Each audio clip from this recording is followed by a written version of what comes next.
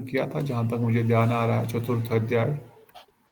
मुझे महाप्रभु जी बाल लीला ही पढ़ रहे थे। हाँ, 5th अध्याय का कथासार हमने थोड़ा सा पढ़ लिया था, रिमेम्बर? पढ़ा नहीं था मेरी। अच्छा, ठीक। और कंप्लीट तो कर लिया। चैतन्य महाप्रभु की चैतन्य महाप्रभु का श्री चैतन्य भागवत ग्रंथ हम अध्ययन कर रहे हैं।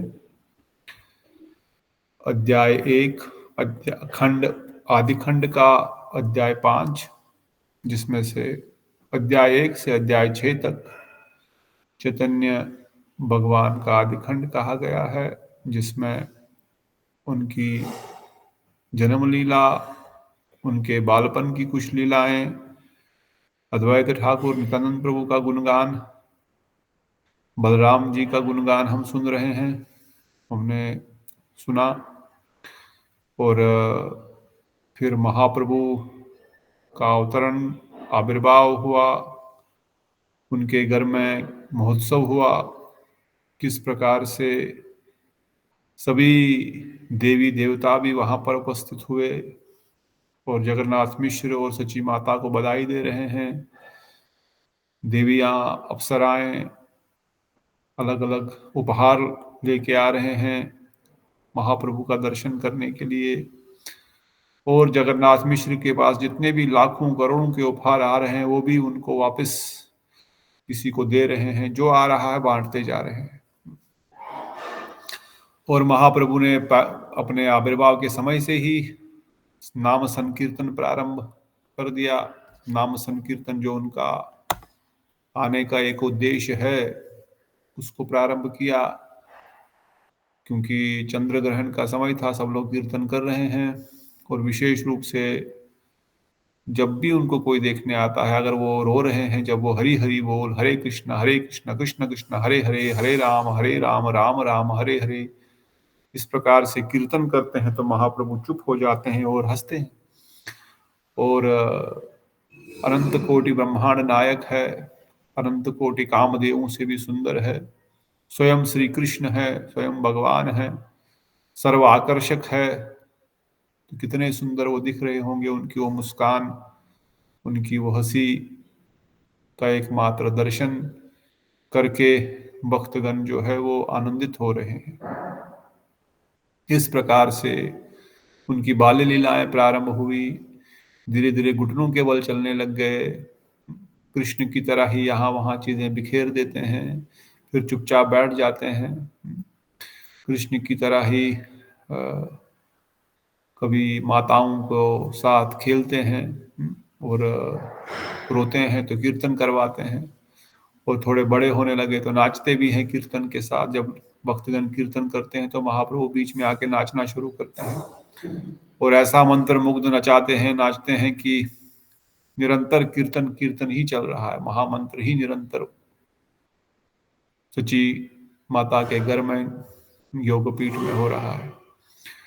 फिर उनका नामकरण संस्कार हुआ, नाम क्या पड़ा, ब्राह्मणों ने क्या नाम दिया? विश्वम्भर। नाम दिया विश्वम्भर। और माताओं ने क्या नाम दिया? निमाई। निमाई। माताओं ने नाम दिया निमाई, और सभी ब्राह्मणों ने विशेषकर उनके नाना का नाम नीलांबर चक्रवर्ती ने नाम दिया विश्वम्बर। ब्राह्मण आए थे, विख्यात ब्राह्मण विश्वम्बर, क्योंकि विश्व को धारण करने वाले हैं, स्वयं भगवान है, कोई साधारण नहीं है, पूरा विश्व इनका अंबर है, पूरा विश्व ही इनके द्वारा संचालित है, इसलिए इनका नाम विश्वम्बर है। न कभी किसी ने इस प्रकार का उनका कुंडली जन्मपत्री देखी थी आज तक। जो महाप्रभु की जन्मपत्री है बड़ी ही स्वयं भगवान की ही, सारे ग्रह एकदम परफेक्ट स्थान पर बैठे हुए हैं।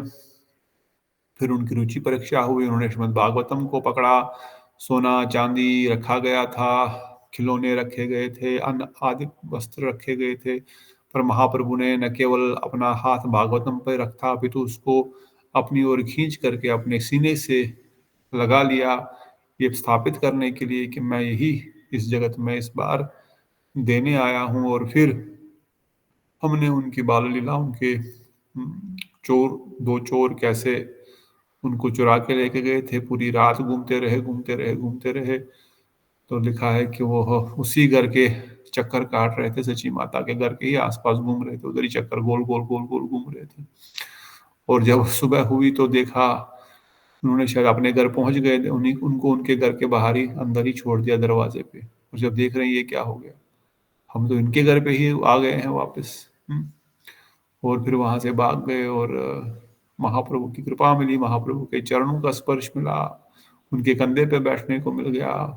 वो भी पवित्र हो गए और विस्मित होकर से वो भी वहां सर के चले गए।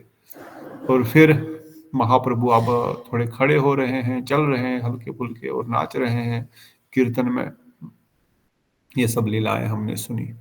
और कोई लीला महाप्रभु की आपने सुनी पिछले अध्यायों में तो बताइए। तो इस प्रकार से अब हम पंचम अध्याय में प्रवेश कर रहे हैं। पंचम अध्याय के सार रूप में हमने पीछे सुना था कि इसमें जगन्नाथ मिश्र के पुत्र के घर के अंदर से पुस्तक लाने का आदेश दिया। पुस्तक लाने के लिए जाते समय निमाई ने चरणों के सची माता जगन्नाथ अपूर्व नुपुर ध्वनि सुनाई दी। अपूर्व नुपुर ध्वनि उनके चरणों से आ रही है। ऐसा लग रहा है कि स्वयं मोहिनी नृत्य कर रही है। ग्रंथ देकर विश्वम्बर को खेलने के लिए जाने पर ब्राह्मण दंपति ने घर के अंदर ध्वजा, वज्र, कुशापात आदि युक्त अद्भुत चरण चिन्ह का दर्शन किया। उन्होंने जब देख रहे हैं उनके चरण चिन्ह धरती पे पड़ रहे हैं तो वहां पर ये सब शंख चक्र पद्म गदा आदि दिख रहा है। और इस सब लीलाओं का इस अध्याय में या इस अध्याय में नहीं, इस अध्याय में वर्णन होगा। और किस प्रकार से ये देखते हुए भी उनको लगता है कि कोई देवतागण यहाँ पर आ रहे हैं। और फिर इस अध्याय में उस ब्राह्मण मिश्र का वर्णन है जिन्होंने साक्षात महाकृष्ण के रूप में उस महाप्रभु श्री गौर गोपाल का दर्शन किया, कई बार प्रसाद बनाया और फिर अंत में साक्षात महाप्रभु ने उनको दर्शन दिया। उस लीला का विस्तार रूप से इस अध्याय में वर्णन है। और फिर आगे हम अगले अध्याय में प्रवेश करेंगे। तो यहाँ से प्रारंभ कर रहे हैं। प्रभु मेरा मोबाइल दे देना जब आओगे। अतुल प्रभु मोबाइल। कहते हैं जय जया भक्ति प्रिय प्रभु विश्वम्बर, ध्वजा वज्र कुशापदा महामहेश्वर। ध्वजा वज्र कुशा अंकुश पद्म वाले महामहेश्वर भक्त प्रिय प्रभु विश्वम्बर की जय हो, जय हो। इस प्रकार से वृंदावन दास ठाकुर प्रारंभ कर रहे हैं। हे नमते आछे प्रभु जगन्नाथ गरे, अलक्षिता बहुविधि सौ प्रकाश करे।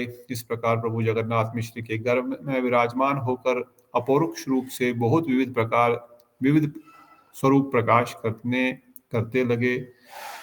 ग्रंथ के लिए मिश्र का विश्वम्बर को आदेश। एक दिन डाकी बोले प्रभु मिश्र पुरंदर, हमार पुस्तकानी बाप विश्वम्बर। पिताजी बोल रहे हैं, उनको आज्ञा दिया, वो बेटा एक दिन मिश्र पुरंदर ने प्रभु को बुलाकर कहा, वत्स विश्वम्बर मेरी पुस्तक ले आओ। क्योंकि जगन्नाथ मिश्र भी कौन है? जगन्नाथ मिश्र बहुत बड़े पंडित है, बहुत विद्वान पंडित है और वह कथा करते हैं और अपनी कोई पुस्तक मंगा रहे हैं। तब बापेर वचन सुनी दरे दना जाय, रुंझुने करिए नुपुर बजाए पाए। पिता के वचन सुनकर निमाई घर की ओर दौड़कर गए। तब उनके चरणों में नुपुर रुंझुन करके बजने लगे। जैसे भजन गाते हैं ना, गाए क्या है भजन, वो सची सुत नृत्य करे सचिनंदन। ठीक है, आगे वर्णन करें। मिश्र बोले कोथाई सुनी नुपुरे राधुनी, चतुर हृदय चाई दुई ब्राह्मण ब्राह्मणी। मिश्र बोले ये नुपुर ध्वनि कहाँ से आ रही है? दोनों ब्राह्मण ब्राह्मणी ऐसा कहकर चारों ओर देखने लगे। नुपुर लगाए नहीं महाप्रभु ने, फिर भी नुपुर की ध्वनि आ रही है। हाँ, अमार पुत्रेरा पाइये नाहिक नुपुर, कोथाई बजीलावाद नुपुर मधुर। दोनों सोचने लगे हमारे पुत्र के पाँव में तो नुपुर नहीं है, फिर ये नुपुर की मधुर ध्वनि कहाँ से आ रही है। कि अद्भुत दुई जने मने मने गने, वचन ना सुफुरे दुई जने वदने। दोनों मन ही मन विचार करने लगे, क्या अद्भुत बात है। उस समय दोनों के मुख में से किसी प्रकार एक वाक्य की स्फूर्ति नहीं हो रही है। कुछ पता नहीं, सोच नहीं पा रहे हैं, कुछ बोल नहीं पा रहे हैं। नुपुर की ध्वनि आखिर आ कहाँ से रही है। पथु दिया प्रभु चले न खेली खेलाइते, आर अद्भुत देखी गिया ग्रहर माजिते। पुस्तक देखकर प्रभु खेलने चले गए। इधर सची जगन्नाथ मिश्र के घर के भीतर एक और अद्भुत वस्तु दिखाई दी। पहले तो नुपुर ध्वनि आ रही, वो चल रहे हैं तो कहाँ से आ रही पता नहीं लग रहा, बोले तो क्या बोले, क्या कहाँ से आ रही ध्वनि, चुप हो गए। और इतनी सुंदर नुपुर ध्वनि। और फिर थोड़ी देर वो पुस्तक पढ़ने लग गए तो फिर एक और अद्भुत घटना घटी। क्या हो रहा है। सबे ग्रहे देखी अपूर्व पद चिन्ह, ध्वजा वज्र अंकुश पताका आदि भिन्न भिन्न। संपूर्ण घर में अपूर्व पद चिन्ह थे। पूरे घर में जहां जहां निमाई चल रहे हैं, देख रहे कई जगहों पर चरण चिन्हों के ऊपर क्या है, ध्वजा है, झंडा है, पताका है, अंकुश है, और सब अलग अलग स्पष्ट दिखाई दे रहे हैं। स्पष्ट दिखा, ऐसा नहीं कोई लग रहा है, ऐसा नहीं, स्पष्ट दिख रहे हैं कि जमीन पर ऐसे जो चिन्ह है, अंकुश का, पताका का, ध्वजा का, वज्र का, वो दिख रहा है, जो कि स्वयं श्री कृष्ण के चरण चिन्ह है। आनंदित देखी दाहें देखी अपूर्व चरण, दोहे हिला पुलकित सजल नयन। अपूर्व चरण चिन्हों को देखकर दोनों आनंदित हो गए। दोनों के अंग पुलकित और नमन नयन सजल हो गए। जगन्नाथ मिश्र और सची माता देख करके अपूर्व आनंद की अनुभूति कर रहे हैं। ठाकुर जी के चरण चिन्ह देख करके किस प्रकार की आनंद की अनुभूति होगी हम नहीं बता सकते। अक्रूर जी वर्णन करते, श्रीमद् भागवतम में सुखदेव गोस्वामी भी वर्णन करते हैं। जब अक्रूर जी प्रवेश कर रहे थे श्री वृंदावन में मथुरा से, तो दूर ही उन्होंने प्रवेश करते ही भगवान के चरण चिन्हों को वहां पर देखा, और देख करके ही वह रोने लग गए। शंख चक्र पद्म गदाधारी श्याम सुंदर के चरण चिन्ह को देख करके उनको लिपट गए, और उन चरण चिन्हों को देखकर ही स्तब्ध हो गए थे और रोने लग गए थे कि क्या मेरे प्रभु, कितने सुंदर मेरे प्रभु। क्योंकि भगवान के चरण इतने सुंदर है कि उनको देख करके ही असीम आनंद की अनुभूति होती है। असीम आनंद की जिसकी कोई सीमा नहीं है, जिसका कोई अनुमान नहीं लगाया जा सकता। केवल चरण दर्शन करने मात्र से, चरण दर्शन भी नहीं, केवल चरण चिन्ह दर्शन करने मात्र से ही अद्भुत असीम आनंद की अनुभूति होती है। तो जब जगन्नाथ मिश्र, वो भी तो कोई साधारण नहीं है, जब वो देख रहे हैं चरण चिन्ह घर में, और किसके चरण चिन्ह है, स्वयं भगवान के ही चरण चिन्ह है, मगर आए कहां से ये पता नहीं लग रहा। पाद पद देखी दोहर करे नमस्कार, दोहे बोले निस्तार सुनी निस्तार ऋनु ना जन्म नाही यार। पाद पद्म देख करके, चरण कमल देख करके दोनों ने दंडवत प्रणाम किया और कहा बस अब हमारा निस्तार हो गया, अब दूसरा जन्म नहीं लेना पड़ेगा। अब स्वयं भगवान के दर्शनों के दर्शन हो गए, दूसरा जन्म नहीं लेना पड़ेगा। एक बार भी विष्णु पादों के दर्शन करते हैं वे संसार से निस्तार पा कर लेते हैं। प्रभुपाद जी लिखते हैं, जो एक बार भी भगवान के चरणों का दर्शन कर लेता है, विशेषकर भगवान के चरण चिन्हों का दर्शन करते, अर्थात उनके अपोन बर्व रूप परम पद मुक्ति प्राप्त होती है। विष्णु दतर में कहा गया है, उपनिषद है। क्या कहा गया, ये जानकर कि मृत्यु बामिनी विप्र दंपति इस प्रकार की उक्ति की कि ये जानते हुए कि शास्त्रों में लिखा गया, जिसको एक बार भगवान के चरण चिन्हों की दर्शन हो गए हैं, वो कभी भवसागर में दोबारा आएगा नहीं। उसका भवसागर से बाहर निकलने का अवश्य ही समय आ गया है। ये देख करके बड़े आनंदित हो रहे हैं और आंखों से उनके आंसू भी बह रहे हैं। मिश्र बोले सुनो सुन विश्व रूपेर जननी, धृति परमानंदे रंधन आपनी। मिश्र बोले, हे विश्वरूप जननी, सुनो, तुम जाकर घी युक्त परमान खीर की रसोई बनाओ। तुम घी से खीर की रसोई बनाओ, ऐसे नहीं, पहले अच्छे से सेवइयों को घी में भूनो, अच्छे से भून जाए, और फिर उसमें बढ़िया से खीर बनाओ, दूध डालो और गाढ़ा उसको करो, एकदम रबड़ी जैसा, बहुत सुंदर, बढ़िया बढ़िया रसोई करो खीर की। फिर छरे ये आछेन दामोदर शालिग्राम पंचगव्य सकाल करामू तेन स्नान। घर में जो दामोदर शालिग्राम है मैं उनको प्रातः ही पंचांग से स्नान कराऊंगा। दामोदर शालिग्राम चतुर्वंशी शालिग्राम शिलाओं में अन्यतम है। जगन्नाथ मिश्र के ग्रह देवता श्री शालिग्राम अर्च विग्रह, ठीक है।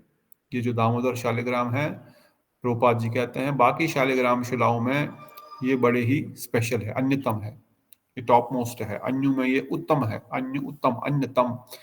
बहुत प्रकार की शालिग्राम शिला, दामोदर शालिग्राम शिला, सुदर्शन शालिग्राम शिला, नरसिंह शालिग्राम शिला, अलग अलग प्रकार की शालिग्राम शिला होती है। और उसमें जो दामोदर शालिग्राम शिला है उनके चिन्हों के ऊपर डिपेंड करता है कौन सी शिला है ये। और ये चिन्ह शालिग्राम जो एक पत्थर जो गंडकी नदी में नेपाल में मिलता है, वो कोई चिन्ह बनाता नहीं, वह ऑटोमेटिकली उसके ऊपर चिन्ह बने होते हैं। इसलिए एक शालिग्राम को कभी भी प्राण प्रतिष्ठा करने की आवश्यकता नहीं होती है। जिनके घर में शालिग्राम होते हैं उनके घर में ऑटोमेटिकली ही ठाकुर जी विराजमान हो जाते हैं। उनको अलग से प्राण प्रतिष्ठा करने की आवश्यकता नहीं, क्योंकि भगवान ने ही उनको इस जगत में भेजा है। हम सब भक्तों पे कृपा करके हम उनका पूजन करें और अपना जीवन का कल्याण कर सके। इसलिए ये शालिग्राम जो पत्थर, जो काले कलर के पत्थर ही है, एक प्रकार से पत्थर नहीं है, शालिग्राम कहलाते हैं।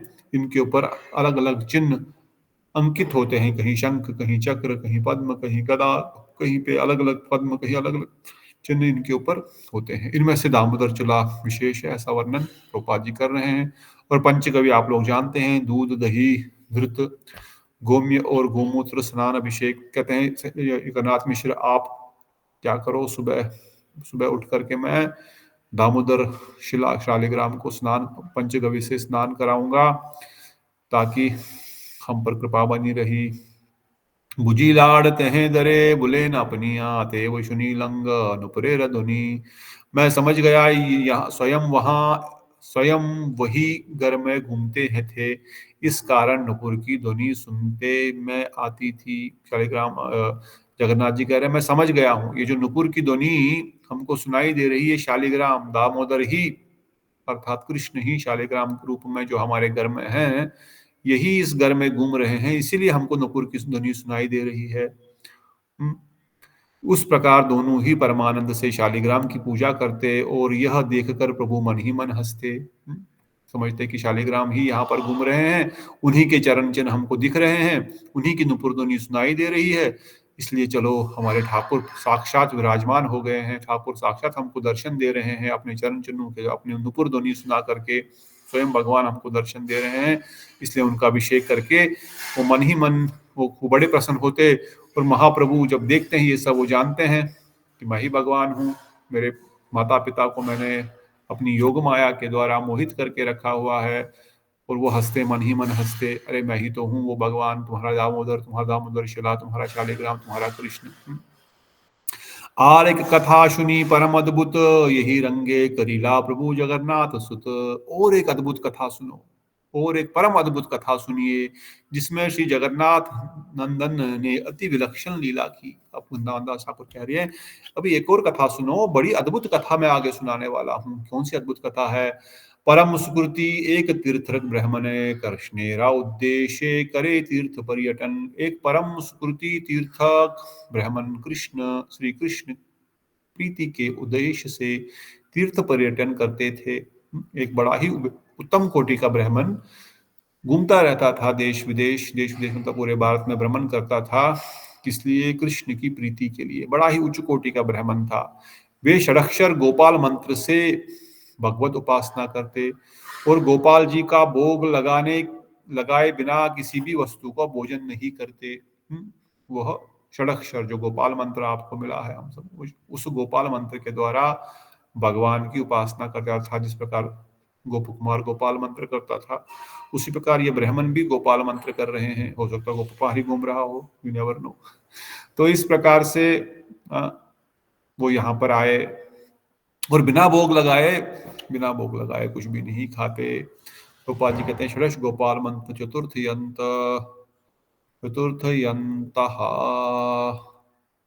और प्रवीण काम बीज पुटमती नमः शब्द संयुक्त गोपाल मंत्र है। इसमें प्रणव है। प्रणव क्या होता है? प्रणव ओम। ओम। और गोपाल मंत्र में प्रणव ओम। या गोपाल मंत्र में प्रणव मंत्र क्या है? प्रणव मंत्र नहीं जानेंगे कैसे गोपाल मंत्र जी करते हैं? कौन बोला? मे भी मैंने तो शादी में गोपाल मंत्र पहले ही ले लिया लगता, कहीं से चुरा लिया है गोपाल मंत्र। तो क्लिंग शब्द ही प्रणव मंत्र है गोपाल मंत्र में।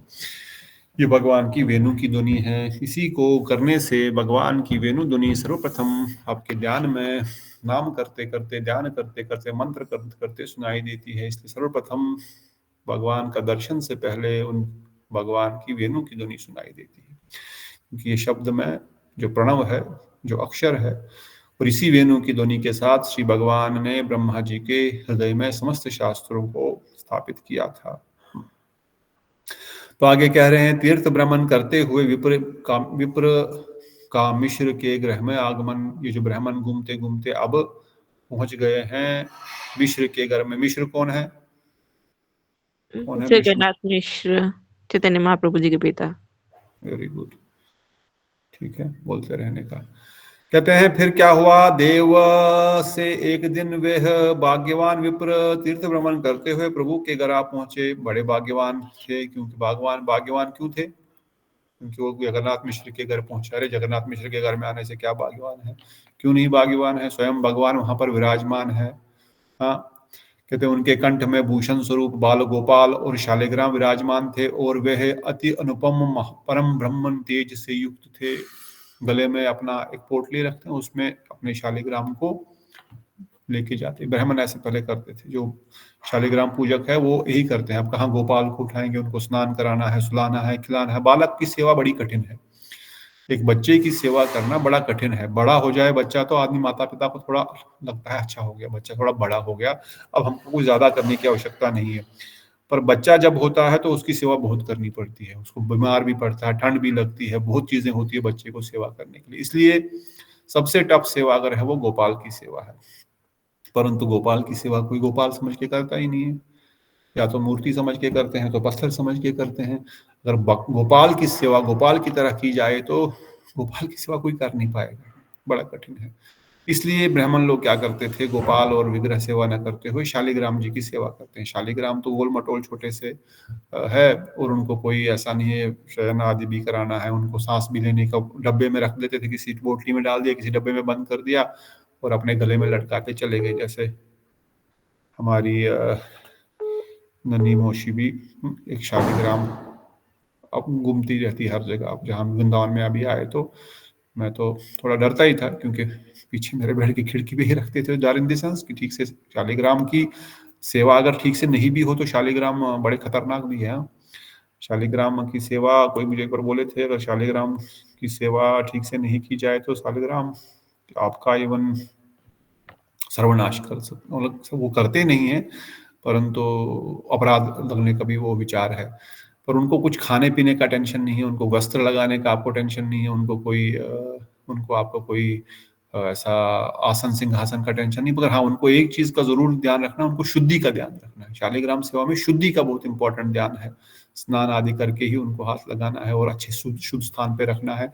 भले ही कुछ मत करो, एक पुष्प चढ़ा दो, थोड़ा सा चीनी ही रख दो सामने, या कुछ भी थोड़ा सा रख दो, आपको शालिग्राम सेवा हो जाएगी। जो भी आप करते हैं, जैसे भी करते हैं, वहां पर वो करना चाहिए उस प्रकार से। तो परंतु यही उनका एक थोड़ा सा विचार है कि आप उनको इस प्रकार से शुद्धि से करो, शुद्धि से करो। बाकी कुछ टेंशन नहीं है, भोग लगाया, एक बार लगाया या नहीं लगाया या थोड़ा सा लगाया, क्योंकि वो स्वरूप ही ठाकुर जी का ऐसा है कि आपको जैसे तैसे मेरे प्रति श्रद्धा उत्पन्न हो, और धीरे धीरे फिर आप मुझ में भगवान का साक्षात्कार दर्शन करते रहो। पर अल्टीमेटली गौड़ीय वैष्णव अगर रखते भी हैं तो वो पूर्ण रूप से कृष्ण रूप में ही उनका पूर्ण, जिस प्रकार से पांच टाइम भोग, 5 टाइम आरती, मठों में विशेषकर, घर में तो 2 टाइम 3 टाइम भी चलता है। तो इस प्रकार से ब्राह्मण शालिग्राम शिला जो बाल गोपाल का स्वरूप है, गोपाल शालिग्राम शिला भूषण स्वरूप, अपने कंठ में बाल गोपाल और शालिग्राम विराजमान थे और अति अनुपम उनका तेज था। बहुत ही अनुपम उनका तेज था। कंठ बाल गोपाल, कंठ में अलंकार स्वरूप बाल गोपाल और शालिग्राम दोनों अर्च विग्रह। वे विप्र श्री गोविंद रस में विभोर होकर निरंतर कृष्ण कृष्ण बोलते और उन दोनों नेत्रों अपलवित रहते। दोनों ही गोविंद के रस में, अर्थात शांत, दास्यवाद, साख्य, वात्सल्य और मधुर, ये 5 प्रकार के अपराकृत रस है जिनको गोविंद रस भी कहा गया। एक जड़ रस है, एक प्रेम रस है, एक गोविंद रस है। गोविंद रस मतलब यही साख्य, दास्य, इन रसों में भगवान की सेवा करना।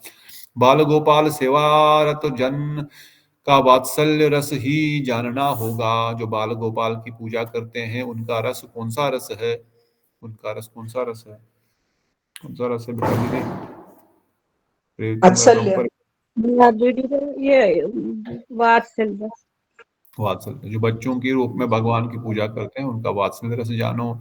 अर्थात ये ब्राह्मण बाल गोपाल का पूजन करते थे, अर्थात इनको भगवान के साथ वात्सल्य रस की भावना थी। उनके अभिष्ट देवा बाल गोपाल के दर्शन की लालसा में दोनों नेत्र से हमेशा दूषित रहते, हमेशा आंखों में आंसू भरे रहते कि कब दर्शन हो, कब दर्शन हो। और अब अनु श्री जगन्नाथ मिश्र ने उनके तेज को देखकर संभ्रम पूर्वक उठकर दंडवत प्रणाम किया। आप जब ये जगन्नाथ मिश्र के घर में आए, जगन्नाथ मिश्र खड़े हो गए और खड़े होकर के उनका तेज देख करके उनको दंडवत प्रणाम किया, अतिथि सत्कार किया। व्यवहार धर्म के अनुसार जगन्नाथ मिश्र ने उनको उसी प्रकार महाशयी और गृहस्थगण एक दिन मात्र अतिथि सेवा का अवसर प्राप्त करते हैं। व्यवहार धर्म में गृहस्थ अवश्य ही अतिथि का सत्कार करेंगे। अतिथि सत्कार गुरु सेवा के तुल्य है अथवा अतिथि नारायण के समान पूज्य। प्रभुपाद जी वर्णन कर रहे हैं, जो गृहस्थी लोग हैं अवश्य ही वो अतिथि सत्कार करेंगे। अतिथि व्यवहारिक धर्म, जो अंगितुक व्यक्ति मात्र एक दिन गृहस्थ के घर में अवस्थान करके दूसरे दिन वहां से वास नहीं करते, उसे अतिथि कहते हैं। अतिथि किसको कहते हैं? जो ये ब्राह्मण, जो ये सन्यासी व्यक्ति मात्र एक दिन, केवल एक दिन गृहस्थ के घर में अवस्थान करके दूसरे दिन वहां से वास नहीं करते, वहां और वास नहीं करता, वहां पे नहीं रहते हैं। एक दिन जाएंगे, वहां पर एक दिन रहेंगे और फिर आगे बढ़ेंगे, उनको अतिथि बोलते हैं। और वो बिना पूछे आते हैं, बिना किसी तिथि के आते हैं, इसलिए अतिथि बता करके नहीं आते हैं। वो चल रहे हैं, घूम रहे हैं साधु महात्मागण और आपके घर में आ गए, इसलिए कोई पूछ करके तो नहीं आए, इसलिए अतिथि कहा गया है। पर यहाँ पर प्रभुपाद जी कहते हैं अतिथि गृहस्थी गण को एक दिन मात्र अतिथि सेवा का अवसर प्राप्त करते हैं, उनको का प्राप्त करते हैं। गृहस्थियों को एक दिन अतिथि सेवा का अवसर प्राप्त होता है, तो व्यवहारिक धर्म के अनुसार अवश्य ही सत्कार करना चाहिए। और अतिथि सेवा गुरु सेवा के बराबर मानी गई है। यहाँ पर आपके घर में कोई अतिथि आया, कोई साधु आया, अवश्य ही उसकी सेवा करें, उसको आसन दें, जल दें, जो भी कुछ खान पान दे सकते हैं, कुछ फलाहार, फल, जो भी अन्न आदि, दक्षिणा आदि, प्रणामी आदि करके उनकी सेवा करनी चाहिए। ये सेवा गुरु जी की साक्षात सेवा के समान मानी जाएगी।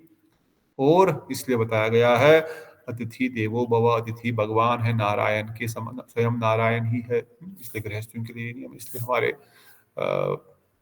गुरुदेव भी और प्रभुपाद जी भी, परम गुरुदेव भी, सभी गृहस्थियों को ये है आज्ञा, क्या बोलेंगे, एक आज्ञा ही बोलेंगे। गुरु वैष्णव तो आज्ञा ही देते हैं कि हमेशा कम से कम महीने में एक बार वैष्णव को घर पे बुलाओ।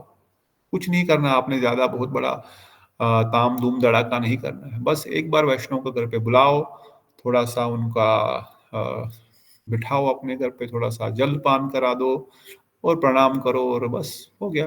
महाराज जी आज प्रभु जी इस दिन आप मेरे घर पे आइए। एक वैष्णव, 2 वैष्णव, 3 वैष्णव, जो भी हो, कोई नहीं तो कम से कम एक वैष्णव को। गृहस्थियों का ये नियम है। इसी बहाने उनका जो कर्म है वो कट जाता है। इसी बहाने वैष्णव घर पे आते हैं तो उनके जो धन संपदा उन्होंने सच झूठ, धर्म अधर्म, व्यवहार अव्यवहार, किसी भी तरह से जो प्राप्त किया है, वो सब पवित्र हो जाता है, वो सब भक्तिमय हो जाता है, वो सब शुद्ध हो जाता है। क्यों? क्योंकि वैष्णव सेवा हो गई उस महीने। तो जो भी कमाई की थी, जो भी व्यवहारिक दृष्टिकोण से, मनसः वाचा कर्मणा, कुछ भी गलत हुआ, सही हुआ, जो भी हुआ, ये सब भगवान को समर्पित हो गया। क्यों? क्योंकि वैष्णव का दर्शन हो गया। वैष्णव घर पे आ गए, साक्षात भगवान आ गए। साक्षात भगवान आ गए तो समस्त प्रकार का जो भी कार्य उस महीने का है वो पूर्ण रूप से शुद्ध हो गया। अब रोज रोज तो सेवा नहीं कर सकते, इसलिए हमारे प्रभुगण, हमारे गुरुजन वर्णन करते हैं कि एक दिन तो वैष्णव, इसलिए द्वादशी भिक्षा 2 दिन होती है तो 2 दिन अवसर मिल जाता है। अब हर समय द्वादशी के दिन 50 घर, 100 घर जाना है 3-4 वैष्णव को, तो सबके घर तो पहुंच नहीं पाएंगे। एक ही दिन में 10-20 घर तो कवर नहीं हो पाएंगे। तो एक एकादशी 10-20 घर इधर, एक एकादशी 10-20 घर उधर, तो महीने में एक बार दर्शन मिल ही जाता था। इसलिए प्रभुपाद भक्तिसिद्धांत प्रभुपाद जी ने भी हमारे गौड़िया मठों में इस प्रकार से नियम बनाया था। तो या तो सन्यासीगण, ब्राह्मणगण जाएंगे, पर ऐसा नहीं कि कहीं पर भी घुसते हैं, थोड़ा सा तो उनको संबंध थोड़ा हो, जहाँ पर जानते हैं तो उनको बुलाते हैं। हाँ, मैं जानता हूँ और मेरे बगल में मेरे कोई अच्छे मित्र है तो मैं बोलूँगा उनको कि हमारे घर आते हैं, आपके घर भी बुलाया करो। उनके आपके घर पे आकर के थोड़ा सा वैष्णवगण बैठेंगे, 10-15 मिनट कीर्तन करेंगे, या कीर्तन भी नहीं करेंगे तो नाम जप करेंगे थोड़ा सा, 10 मिनट, 15 मिनट, आधे घंटे में चले जाएंगे। तो इस प्रकार से दूसरों को भी कृपा प्राप्त होती है। ऐसा नहीं कि बहुत बड़ा प्रोग्राम करना है, 2 घंटा, 4 घंटा, 6 घंटा, फिर प्रसाद के लिए इंतजाम करना है, फिर गाड़ी का इंतजाम करना है, फिर ये करना है, ऐसा नहीं करना। ऐसा बहुत बड़ा आडंबर की आवश्यकता नहीं है। बड़े ही सरल तरीके से, बड़े ही छोटे छोटे, एट वेरी लो लेवल, बड़े छोटे मात्रा में वैष्णव को घर पे बुलाइए, थोड़ा सा कीर्तन हो, घर वाले ही हो, और आसपास में अगर कोई है अवेलेबल दोस्त मित्र जो आ सकता है, बुला लीजिए। बैठेंगे, थोड़ा सा कीर्तन करेंगे, और घर में फल फूल तो होता ही है, बाद में थोड़ा सा कुछ फल फूल दे दिया, हो गया। ये गृहस्थियों का कर्तव्य है।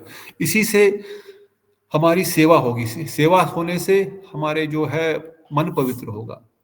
तन पवित्र सेवा किए। जब तक ये पवित्रता नहीं आएगी तब तक नाम ठीक से नहीं उच्चारण होगा।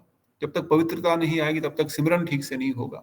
जब तक पवित्रता नहीं आएगी तब तक हमारे हृदय में शुद्ध सत्व में नहीं आ पाएंगे। कभी 90% लोग संसार में शुद्ध सत्व तो दूर की बात है, सतोगुण में भी नहीं आ पाए। 90% लोग जो तमोगुणी है, हालत समाज की ऐसी खराब हो गई है, सब लोग तमोगुण में लिप्त है। केवल अपना इंद्रिय भोग, केवल आहार, निद्रा, बाई मैथुन, और कुछ किसी से को लेना देना नहीं है। केवल इतना ही बस लक्ष्य है। उसके लिए गलत करना पड़े, मारना पड़े, पीटना पड़े, गाली गलौज करना पड़े, किसी की टांग खींचना पड़े, द्वेष करना पड़े, no problem. I just want my desires to be satisfied, that is what I want. भक्ति के मार्ग में आकर के भी, भक्ति के नाम पर भी भोग करना है, भक्ति के नाम पर भी भोग लगा हुआ है सब संसार में। भोग बन गया, लाल कपड़े पहन लिए, सफेद कपड़े पहन लिए, मठ में आ गए, सर मुंडा लिए, जो भी कर लिए, पर लक्ष्य क्या है? बस मैं इंद्रिय भोग करूं। बड़ा खतरनाक समय। इसलिए तमोगुण से सतोगुण में, रजोगुण में तो कम से कम आ जाए जीव। कैसे आएगा? जब कुछ सेवा करेगा, साधु सेवा करेगा, फिर साधु सेवा करते करते रजोगुण सतोगुण में आएगा, फिर सतोगुण से फिर शुद्ध सत्व में आएगा, और जब शुद्ध सत्व में आएगा तब भक्ति कर पाएगा। तब तक भक्ति कहाँ कर पाएगा? इसलिए बहुत जरूरी है। इसलिए प्रभुपाद जी का ये शब्द बड़ा इंपॉर्टेंट है। स्वयं अपने हाथों से उनके पाद प्रक्षालन किए और बैठने के लिए उत्तम आसन दिया। मिश्र जी ने अपने हाथों से उनके पाद प्रक्षालन किए, उनको बड़ा सुंदर आसन दिया। और तब विप्रवर सुख पूर्वक आसन पर बैठ गए। तब मिश्र ने उनसे पूछा, विप्रवर आपका घर कहाँ है? पूछा, आप कहाँ से आए हैं? विप्र ने कहा, किसी सन्यासी का कोई घर संसार नहीं है, मैं तो घूमता रहता हूँ यहाँ वहाँ, मेरा कोई एक जन्म भूमि नहीं है मेरे को, और ऐसा साधु को क्या जन्म, क्या क्या घर, कुछ नहीं, मैं तो पूरे भारत, पूरे देश विदेश में घूमता रहता हूँ, इसलिए मेरी न कोई जाति है न कोई घर है। मिश्र ने विप्र को प्रणाम पूर्वक कहा, जगतवासियों के भाग्य के उदय के लिए ही आप पर्यटन करते हैं। आप क्यों घूम रहे हैं? इसलिए घूम रहे हैं क्योंकि जगतवासियों का कल्याण हो जाए। आप अपने लिए नहीं घूम रहे, जगतवासियों के कल्याण के लिए घूम रहे हैं। तब उन्होंने, आप विशेष रूप से हमारे घर पर आए, हमारा सौभाग्य है, यदि आज्ञा दे तो मैं जाकर आपके लिए रसोई की व्यवस्था करूं। मैं आपके लिए रसोई बनाता हूं, आप आज्ञा दे हमको। तो विप्र बोले, आपकी जैसी इच्छा हो कीजिए। तब मिश्र ने अनंत पूर्वक रसोई का सब दिव्य आयोजन प्रारंभ किया, क्योंकि वो जो ब्राह्मण थे वो किसी का हाथ का नहीं खाते, खुद ही बनाते हैं, खुद ही भोग लगाते हैं, तब खाते हैं। तो इससे जगन्नाथ मिश्र जी ने क्या किया, उनके लिए रसोई को धुलाया, साफ किया, पोछा ओछा मारा, उनके लिए सारा दाल चावल सब्जी तेल आटा सब मसाला रख दिया, और उनको सामग्री दे करके कहा, आप इसका अभी भोजन बनाइए, ठाकुर जी को अर्पण कीजिए और आप फिर उसको ग्रहण कीजिए। ब्राह्मण भी संतोष से श्री कृष्ण की प्रसन्नता के लिए जो निवेदन जो सामग्री मिली थी उसको भोग लगाने के लिए तैयार करने लग गए। और जब भोग लगाया तो ठाकुर जी को आह्वान किया, कौन है उनके ठाकुर, कौन है उनके इष्ट? गोपाल। गोपाल। सब लोग सुन रहे कि नहीं? प्रश्न इसलिए पूछ रहा हूँ, बीच में बोलते रहना है। इसलिए शिवानी दीदी जवाब दे पाती है बाद में भी प्रश्नों का, क्योंकि वो सुनती रहती है कंटिन्यूअस, इधर ही बैठी रहती है 1 घंटा, इधर उधर कहीं नहीं जाती है। आप भी सुनते होंगे, पर if you answer then you are here 100%। Gopal को अभी भोग लगाने के लिए आवाहन कर रहे हैं, क्योंकि उनके इष्ट है बाल गोपाल। ऊपर हमने सुना उनके गले में वो छोटे से बाल गोपाल का विग्रह और शालिग्राम, दामोदर शालिग्राम या गोपाल शालिग्राम लेकर घूमते थे। अब विप्र ने ध्यान मात्र किया, ठाकुर जी आइए, गोपाल आइए, भोग लगाइए, और गौर सुंदर उनके सामने खड़े हो गए। जो ही गौर सुंदर सामने खड़े हो गए, गौर सुंदर ने थाली में हाथ डाला और क्या किया, उनके स्वर्ग धूलि से दूषित थे और दिगंबर मूर्ति थे तथा अरुण नयन सुंदर चरण विशिष्ट थे। जो ही गोपाल का ज्ञान किया, सचिनंदन आ गए। सचिनंदन कैसे हैं? बोले सचिनंदन दिगंबर, अर्थात कोई भी वस्त्र धारण नहीं किए हुए हैं, एकदम गोपाल के रूप में, छोटा सा बालक गोपाल के रूप में वहां पर विराजमान है। पूरा शरीर का अंग धूलि से दूषित है, पूरी शरीर में धूलि है, खेल कर आ रहे हैं कहीं से। अरुण नयन है, नयन अरुण के समान एकदम सूर्योदय के समान लालिमा वाले है, और सुंदर चरण विशिष्ट है, चरण बड़े सुंदर है। ऐसे प्रभु ने हंसते हुए अपने श्री कर कमल से अन्न लेकर एक ग्रास खा लिया। विप्र ने देख लिया, आंख बंद करके भोग लगाते हैं ना, आंख बंद करके भोग लगाया तो सामने सचिनंदन प्रकट हो गए। प्रकट होकर के वो जब देखा कोई आवाज हुई तो देखा, अरे ये तो कोई खा रहा है। खा कौन रहा है? ये तो निमाई खा रहा है। बोले हाय हाय करी बगयंत विप्र डाके अन्य चतु चुरा किरिला चंचल बालके। हाय हाय ये क्या हो गया? भाग्यवान विप्र हाय हाय करके पुकारने लगे कि चंचल बालक ने अन्न चोरी कर ली। जगन्नाथ मिश्र ने आकर देखा तो प्रभु घोर सुंदर हंसते हुए भात खा रहा है। घोर सुंदर हंसते हुए भात खा रहे हैं, चावल खा रहे हैं। तब मिश्र क्रुद्ध होकर के बालक गौरचंद्र को मारने के लिए दौड़े। छोटा सा बालक है, 3-4 साल का अभी, पर जब देख रहे हैं कि ये भोग लगा रहे, उन्होंने खा लिया, तो मिश्र जगन्नाथ मिश्र को बड़ा गुस्सा आया। अरे ये भोग लगा रहा, तूने कैसे खा लिया? वो उनको पकड़ के मारने के लिए दौड़े, परंतु जो ही मारने के लिए दौड़ रहे हैं, पकड़ने जो ब्राह्मण थे उन्होंने हाथ पकड़ लिया। हाथ पकड़ के बोल रहे हैं, आप तो बड़े हैं, हम भी बड़े हैं, परंतु हे विप्र ये तो छोटा सा बालक है। बालक को किसी प्रकार का कोई ज्ञान नहीं होता है, बड़ों को ज्ञान होता है। उसको क्या मालूम मैं भोग लगा रहा हूँ कि क्या कर रहा हूँ? मैं तो भोग लगा रहा था, परंतु इसने अनजाने में, अच्छा लगा होगा, खुशबू आई होगी, इसको हित अहित का पता नहीं है, कर्तव्य अकर्तव्य का बच्चे को पता नहीं है, तो इसको मारने से क्या होगा, इसको डांटने से कोई भी फायदा नहीं है। विप्र ने इतना कहकर मिश्र दुखी होकर सिर पर हाथ रखकर बैठ गए। अब न तो सिर ऊपर उठाया न कुछ बोलते। अब जब ब्राह्मण ने बोला, इन्होंने सर को हाथ पकड़ करके बैठ गए, कुछ बोल नहीं रहे, कुछ जवाब भी नहीं दे रहे, मैं क्या बोलूं? ये देखकर विप्र ने कहा, जो ब्राह्मण थे, वो विप्र मतलब होता ब्राह्मण, मिश्र मन में दुखी मत कीजिए, जिस दिन जो होना है ईश्वर जानते हैं। कब क्या होना है, कब किसको भोजन मिलना है, कब भोजन नहीं मिलना है, कब कितना धन संपदा आनी है, कब नहीं आनी है, भगवान ने पहले से ही निर्धारित किया हुआ है। हम सब जीवों को भगवान का भजन करने के लिए खूब प्रयास करना है। बाकी संसार की वस्तुएं ऑटोमेटिकली हमारे कर्म के अनुसार हमको मिल गई। हम अपना गठड़ी अपने प्रारब्ध कर्मों का बांध के आए हुए हैं। कुछ नई गठड़ी यहाँ पर नहीं खुल रही है इस बार।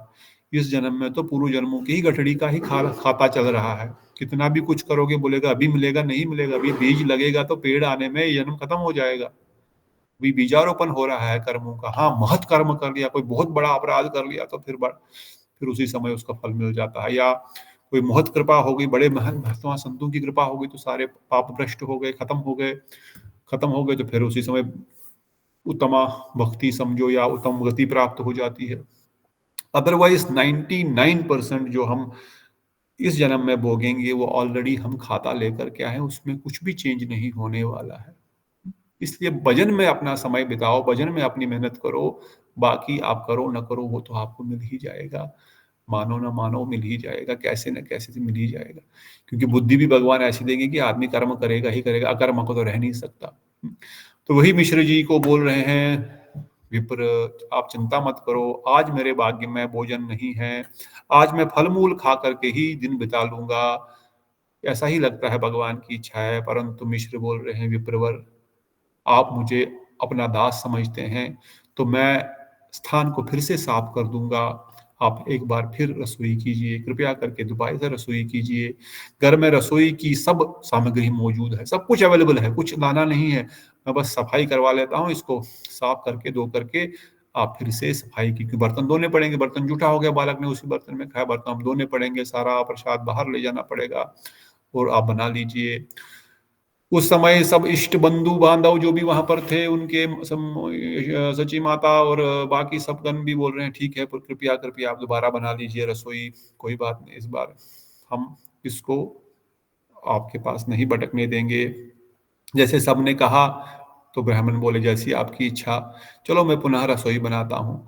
विप्र के वचन सुनकर सबको आनंद हुआ और शीघ्र ही सबने रसोई स्थान को साफ करके उनके लिए सामग्री सारी ला करके रख दी और शीघ्र ही रसोई सामग्री रखकर विप्र ने रसोई बनाना प्रारंभ किया, उस ब्राह्मण ने रसोई बनाना प्रारंभ किया।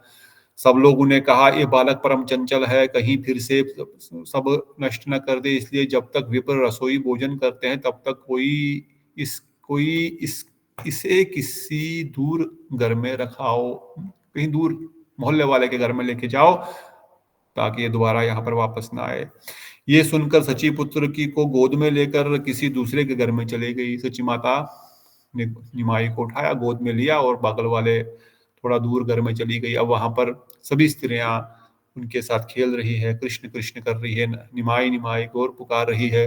कभी एक गोद में महाप्रभु जाते हैं, कभी दूसरे की गोद में जाते हैं, कभी तीसरे की गोद में, कभी चौथे की गोद में, और ये देख करके सब आनंद ले रहे हैं महाप्रभु के सुंदर। हमने ऑलरेडी सुना कितना सुंदर महाप्रभु स्वयं भगवान है, छोटा सुंदर छोटा सा बालक भी अगर हो तो उसको देख करके कितना आनंद, सब लोग गोद में लेना चाहते हैं। यहाँ तो स्वयं भगवान है, इनको कौन गोद में नहीं लेना चाहेगा। सब माताएं गोद में लेकर के उनको, सभी नारियां बोली, अरे डोंगी निमाई अब तुम क्या करोगे, तुम्हारा तो जात की चली गई। कोई बोल रहा है उसको, देखो तुमने पता नहीं किसका खाया, वो ब्राह्मण क्या जात का था और क्या उसका कुल था और तुमने उसके हाथ का जूठा खा लिया, अब तो तुम्हारी जात ही चली गई। तो निमाई बोल रहा है, अरे माता वो ब्राह्मण है, मैं ग्वाला हूं, ग्वाले को ब्राह्मण का जूठा खाने से तो उसका कल्याण होगा।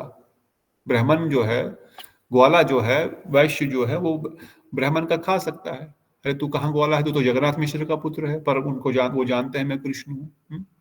यहाँ ब्राह्मण कान खाने से कोई पाप, क्या गोप की जाति बिगड़ती है। इतना कहकर प्रभु हंसते हुए सबकी ओर देखने लगे। इसलिए कह रहे हैं मैं गोप जाति का हूं, क्यों? क्योंकि वो कृष्ण है, अपने आप को गोप समझ रहे हैं।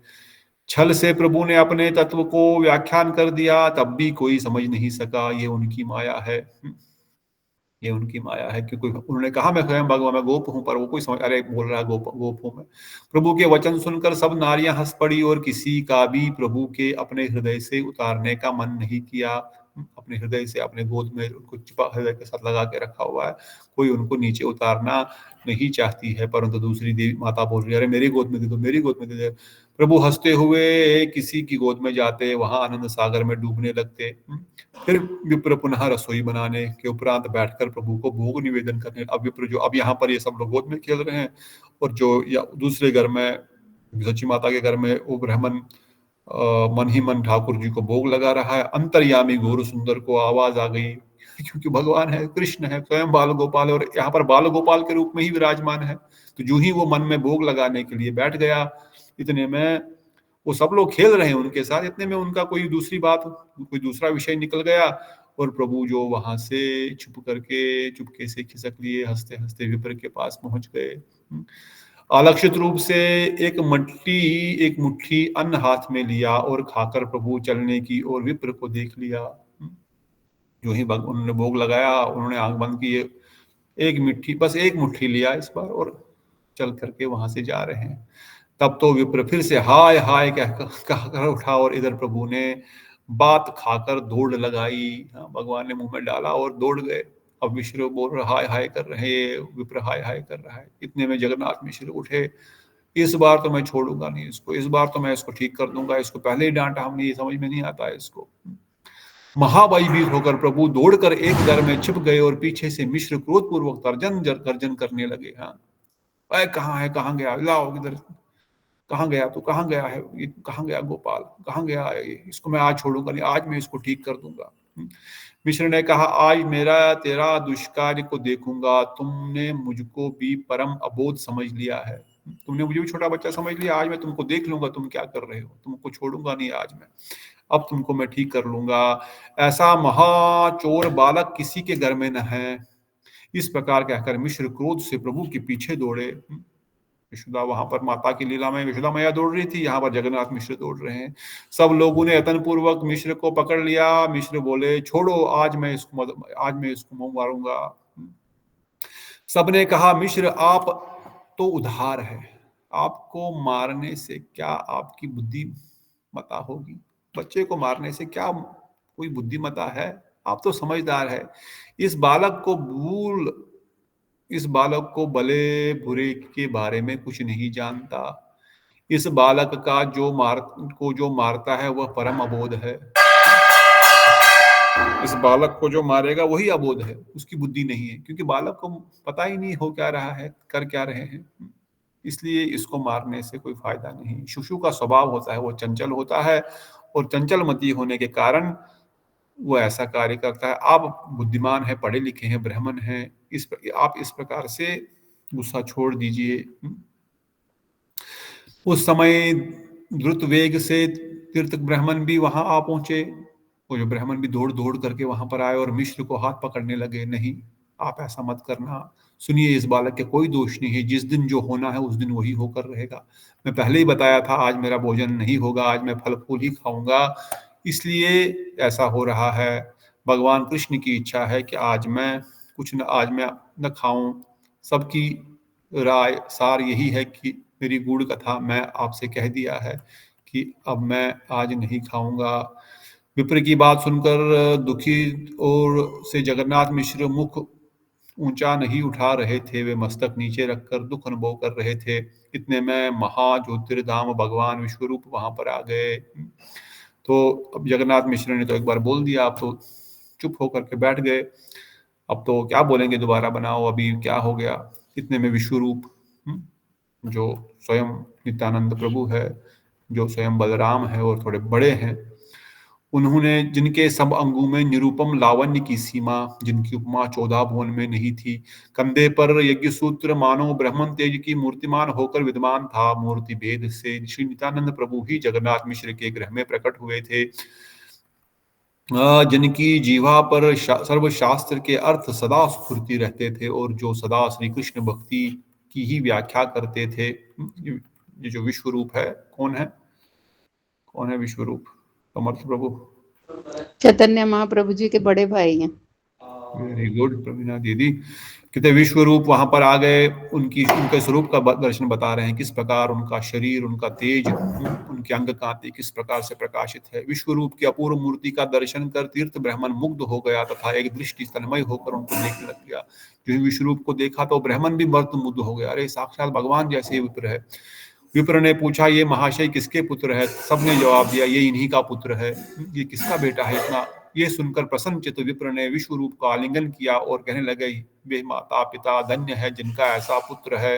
विश्वरूप ने विप्र को प्रणाम किया और बैठकर अमृतमयी कथा कहने लगे। तो विप्र को प्रणाम किया और विश्वरूप उनको बता रहे हैं, शुभ दिन और महाभाग होने से आप जैसे अतिथि का घर में आगमन होता है। उनका गुणगान कर रहे हैं और उनका गुणगान करते करते उनको बता रहे हैं, प्रार्थना कर रहे हैं, हमारे पिताजी भी दुखी है, आपका दर्शन होकर के परम कल्याण हुआ। आप उपवास मत कीजिए, आप कब से आए हुए, 2 बार आपने बनाया, आप एक बार फिर कृपया बना लीजिए। अर्थात आपके दर्शन फल से मेरा हर्ष, किंतु आपके उपवास फल से मेरा विषाद हो रहा है। अर्थात इन दोनों कारणों से मेरा हर्ष विषाद उपस्थित हो रहा है। आपके दर्शन से तो आनंद हो रहा है, परंतु आप नहीं खा रहे हैं, इसलिए मैं दुखी हो रहा हूं। इसलिए विप्र ने कहा, आप मन में कुछ भी दुख न करें, मैं फल फूल मूल आदि करके भोजन कर लूंगा, फल मूल धारण कर लूंगा, आप कुछ मत चिंता करो। मैं वनवासी हूँ, मैं जंगल में ही रहता हूँ, मैं मुझे कहाँ भोजन मिलता है, मैं कहाँ रोज अन्न बनाता आप हूँ, सब्जियां दूसरी साइड बनाता को हूँ। छोड़ दिया प्रभु जी, हाँ ऊपर दूसरी साइड का छोड़ दिया। हाँ, मैं बस बता रहा हूँ फटाफट, अभी टाइम हो गया ना इस अध्याय को। तो कह रहे मैं तो वन में वास करता हूँ, जंगल में ही रहता हूँ, अब मैं कहाँ, मैं रोज रोज कहाँ भोजन करता हूँ, मैं रोज रोज कहाँ बनाता हूँ, इसलिए मुझे आदत नहीं है इन सब चीजों को खाने की। मैं आज फलाहार करके ही अपना जो है दिन बिता लूंगा, ऐसी ठाकुर जी की भी इच्छा है, मैं संतुष्ट हूँ, आप चिंता मत करो कि मुझे अन्न ही खाना जरूरी है। परंतु विश्वरूप ने कहा, बोलने में भय होता है, "हे महाशय, आप स्वभाव से ही करुणा सिंधु है, आप करुणा के सिंधु है, आप बड़े ही दयालु है। साधु जनों का स्वभाव होता है दुखी का दुख दूर करना, इसलिए आप आलस्य त्याग कर पुनः कृष्ण के लिए नैवेद्य बनाइए। अब कह रहे कृपया करके आप आलस मत करो, हाँ हो गया है, गलती है, निराला से हैया थोड़ा सा श्रम स्वीकार कर लीजिए, आप कुछ थोड़ा सा श्रम करना पड़ेगा, मेहनत करनी पड़ेगी, तो हमारी गोष्ठी का जितना दुख है वो सब चला जाएगा, क्योंकि सब लोग घर में दुखी है, सब लोग जो आए हुए हैं, जगन्नाथ मिश्र भी, सची माता भी, सब लोग दुखी, आप नहीं भूखा रहेंगे, इसलिए आप कृपया करके बनाइए। बोले मैंने 2 बार बनाया, दोनों बार नष्ट हो, दोनों बार जूठा हो गया एक प्रकार से, इसका मतलब है कृष्ण की इच्छा नहीं है कि मैं कुछ खाऊं, और समय भी बहुत लेट हो गया है, समय लेट हो गया, रात के 1 बज गए हैं ऑलमोस्ट, रात 1 बज गया है, तो अब मैं कहाँ दोबारा से भोजन बनाऊंगा, रात्रि का लगभग 1:30 हो गया, 1:30 बज गया, मैं कहाँ दोबारा भोजन बनाऊंगा, इसलिए आज और रसोई बनाने के लिए आग्रह मत करो, आप मुझे मत बोलो दोबारा रसोई बनाने। विश्वरूप ने कहा, इस समय रसोई बनने में कोई दोष नहीं है, आपका रसोई करने सबसे संतोष होगा, जब सबको कल्याण, सबका आनंद होगा, कोई दोष नहीं लगेगा। रात का 1 बज गया, आपने कुछ खाया नहीं, ठाकुर जी को भोग लगा के खाते हैं, और हम सब लोग आनंदित हो जाएंगे, तो 1 बज गया तो कोई बात नहीं है, आप कृपया करके बना दीजिए। विश्वरूप को देखकर विप्र मोहित हो गए थे, और वो कहा, ठीक है, मैं रसोई बनाऊंगा। मोहित हो गए और कहा, ठीक है, रसोई बना लूंगा। इस बार तो निमाई को दूर लेकर के कमरे में लॉक करके रख दिया गया। अब इस बार उनको ये नहीं बोला किसी घर में खेलने के लिए दो और उसको कुछ करो। जो ही रसोई बनाने लग गया, निमाई को उन्होंने दूसरे घर में, दूसरे कमरे में पूरा अंदर बाहर से लॉक मार दिया, दरवाजे को रस्सी बांध दो, जब निमाई उससे खोलकर बाहर ना आ सके, लॉक मार दो, रस्सी बांध दो कि कहीं से वो जो है निमाई बाहर ना आ पाए। मिश्र ने कहा, यह युक्ति ठीक है। इसके बाद सब लोग दरवाजा बांधकर बाहर आ गए, उनको अंदर रख दिया, सब लोग दरवाजे के बाहर है, और रस्सी भी दरवाजे को लॉक कर दिया।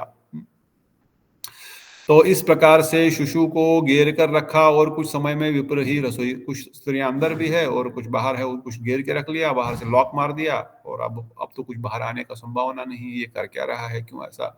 अब इतने में तब वही सुकृतवान ब्राह्मण अन्न को सजाकर ध्यान में बैठकर कृष्ण को निवेदन करने लग गया, अब फिर से भोग लगाने लग गया। अंतर्यामी सचिनंदन ने सब जान लिया, उसके मन में इच्छा है कि विप्र को दर्शन दे। महाप्रभु के हेतु कृपा देखो, ईश्वर, इधर ईश्वर की इच्छा से नारदा निद्रा देवी ने सभी को मोहित कर दिया, और सभी अचेतन होकर सो गए, सबको नींद पड़ गई, रात के 2 बज गए हैं, नींद तो पड़ी होगी वैसे भी।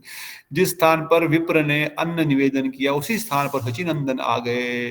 बाहर दरवाजा लॉक लगा हुआ है, अंदर स्त्रियां बैठी हुई है, कोई बाहर जा नहीं सकता। विप्र के दरवाजे पर भी जगन्नाथ मिश्र खुद खड़े हैं, परंतु जो ही उन्होंने रसोई तैयार की, भोग लगाया, ठाकुर जी को आवाहन किया, ठाकुर जी आइए भोग लगाइए, इतने में सचिनंदन वहां पर प्रकट हो गए। बालक को देखकर विप्र हाय हाय कर, किंतु वहां सब सो गए थे। अब हाय हाय किया तो इस बार किसी को आवाज ही नहीं आई। प्रभु ने कहा, हे विप्र, तुम तो उधार हो, तुम ही तो मुझे बुलाकर लाते हो, और मेरी इसमें मेरा क्या दोष है, तुम कैसे ब्राह्मण हो, तुम मुझे बुला रहे हो, प्रसाद ग्रहण करो, भोग ग्रहण करो, मुझे भोग लगा रहे हो, बुला रहे हो, और फिर चिल्ला रहे हो, फिर हाय हाय कर रहे हो।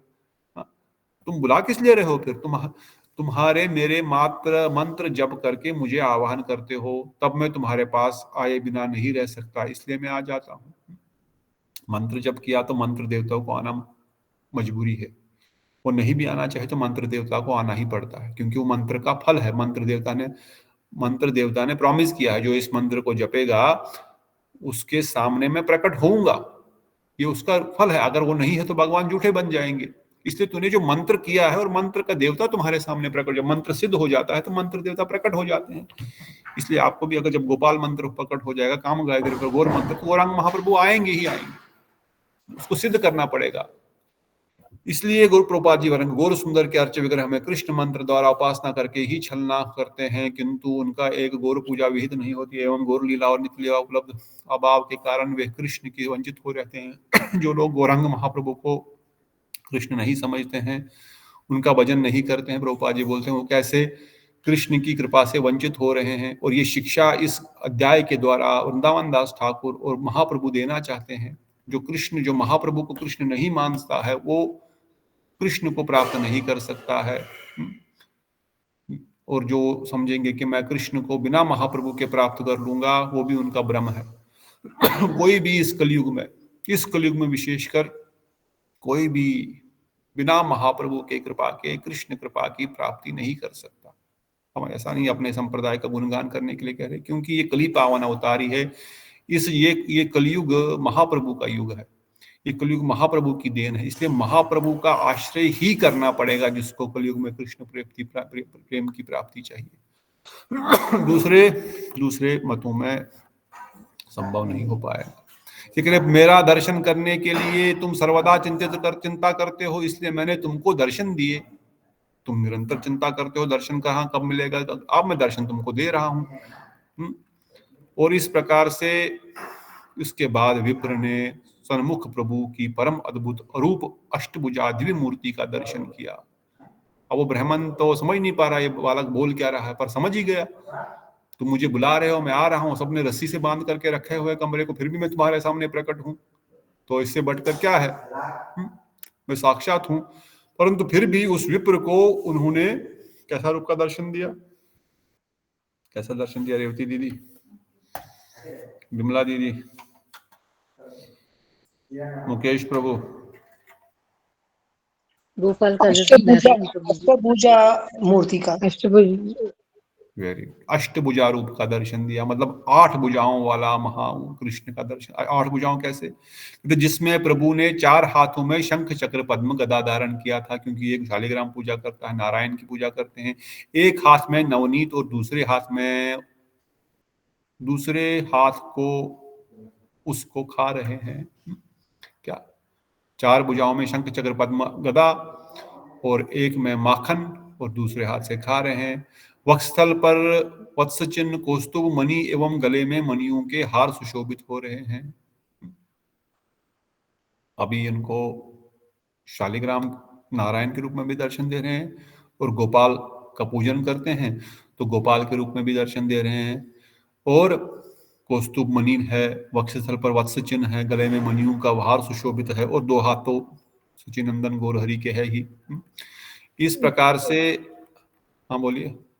मैं कि प्रभु जी आपने एक लाइन छोड़ दी, उसमें लिखा था उन्होंने 2 हाथों में मुरली धारण करी थी। वाह, ये तो बोला ही नहीं आपने, कहाँ गया मुरली भी अन्य 2 हाथों में मुरली धारण कर रहे हैं। वाह वाह, 2 हाथों में मुरली, 2 हाथों में मक्खन और खा रहे हैं, और 4 हाथों में शंख चक्र पद्म गदा, शंख चक्र पद्म गदा।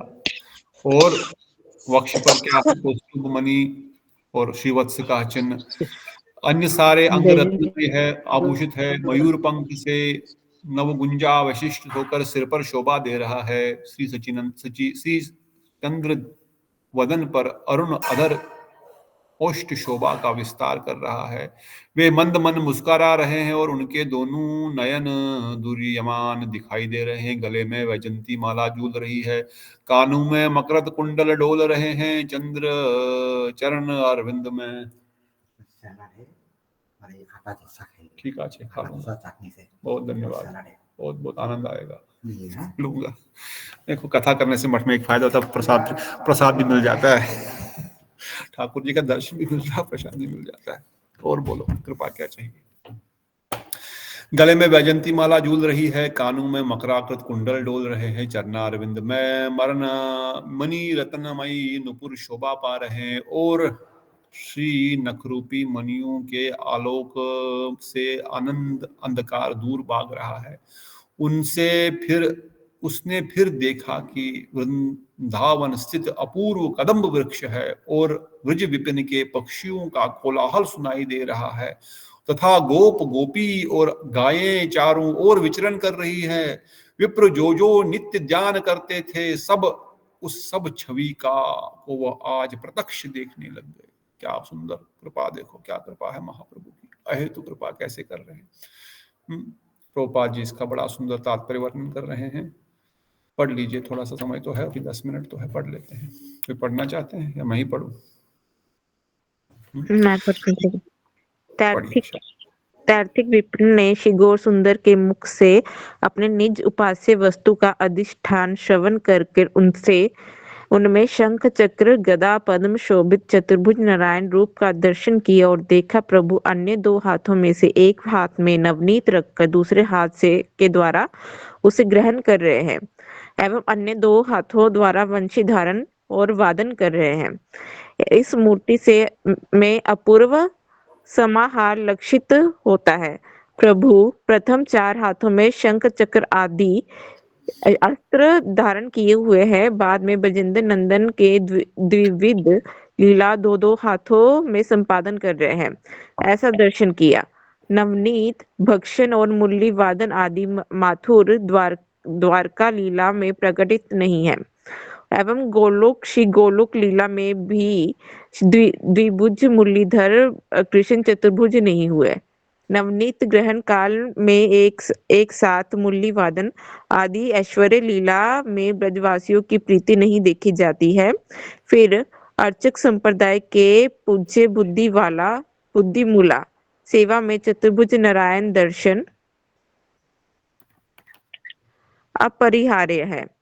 कृष्ण के अर्चन में गौरव मिश्र पूज्य भाव ही वर्तमान है, किंतु भाव में वृंदावन के में अव्यक्त चतुर्भुज कृष्ण केवल द्विभुज द्वारा ही माधुर्य प्राचुर्य से ब्रजवासी की सेवा ग्रहण करते हैं।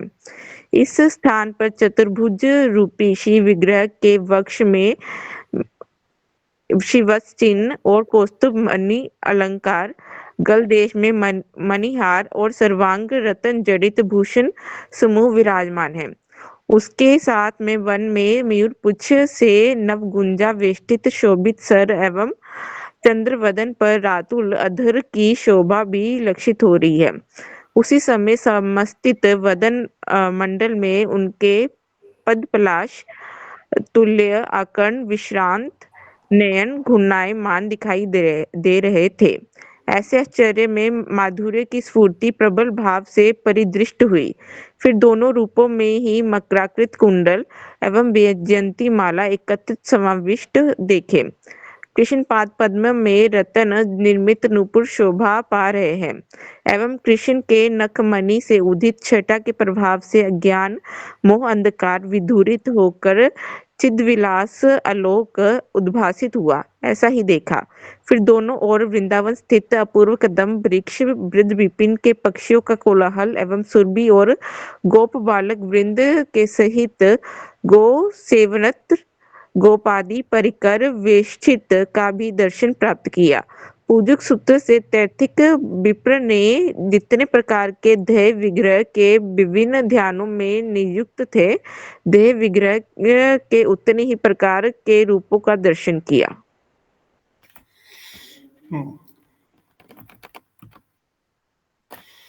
ठीक है, तो सुकृतिवान ब्राह्मण ने इस प्रकार से सचिनंदन गौर हरि का दर्शन किया।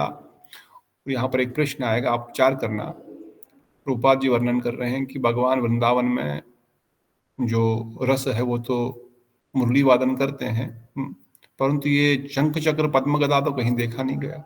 यहाँ पर शंख चक्र पद्म गदा भी दिखा रहे हैं, मुरली भी दिखा रहे हैं और माखन चोरी का रस भी दिखा रहे हैं। तो ऐसा क्यों, इसका विचार आप कर लेना। कहते हैं इस सुकृतिवान ब्राह्मण ने, क्या आप कल बता सकते हैं, सुकृतिवान ब्राह्मण ने ये दर्शन किया।